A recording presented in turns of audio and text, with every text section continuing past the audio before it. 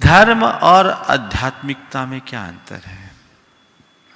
धार्मिक होना, धर्म की क्रिया करना, जब हम अपने आप को केवल धार्मिक कर्तव्यों से जोड़ करके रखते हैं तो वो हमारा एक प्रकार की धार्मिक क्रिया मात्र बन करके रह जाती है। जैसे आप लोगों की शब्दावली में रिचुअल कहा जाता है, लेकिन धर्म का केंद्र जब आत्मा बन जाए और आत्म केंद्रित होकर हम जब धर्म करने लगते हैं तो आपके शब्दों में स्पिरिचुअलिटी आ जाती है। समझ गए? तो हमारा लक्ष्य रिचुअल से स्पिरिचुअल की ओर होना चाहिए। आध्यात्मिकता जीवन के लिए बहुत आवश्यक है, लेकिन आध्यात्मिकता में स्थिरता हर किसी के बस की बात नहीं है। समझ गया? उसके लिए उस तरह का मनोबल चाहिए। धार्मिकता में एक छोटा सा बच्चा भी जुड़ सकता है। आप सीधे सीधे किसी को आत्मा में डूबने की बात करो तो उसके लिए संभव नहीं। आप पानी में ढकेल दो, कहो तैरो, क्या है? पॉसिबल है?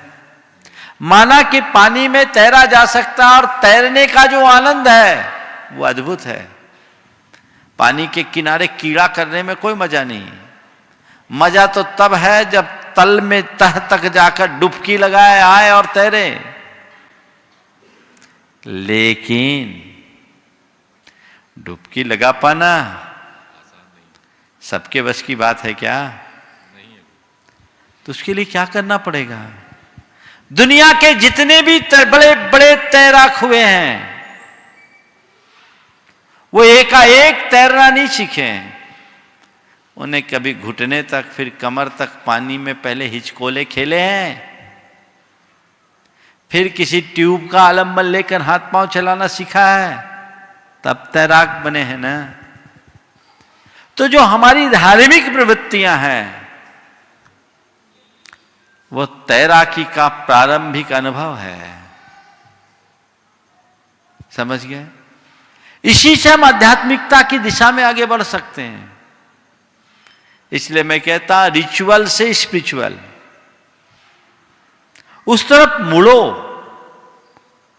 पर जो लोग पानी में हाथ पांव मारे बिना सीधे तैरने की कोशिश करते हैं उनके लिए मैं क्या करूं? थोड़ा तो लेना पड़ेगा ना ट्रेनिंग। इसलिए धार्मिकता को सदैव नकारात्मक दृष्टि से देखना अच्छी बात नहीं। वस्तुतः ये मूल है, बेस है। इससे हमारे जीवन की सकारात्मकता की वृद्धि होती है।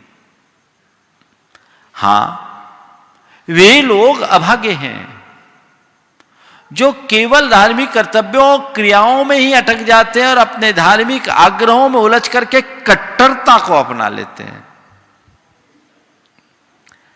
जब हम जीवन के आध्यात्मिक पक्ष को आत्मसात करते हैं तो हमारे हृदय में वैचारिक सहिष्णुता का विकास होता है, एकात्मता की भावना जागृत होती है, क्षमता और समरसता सहज रूप में उद्घाटित होती है, और तब कहीं जाकर हम जीवन का परम रस ले पाते हैं।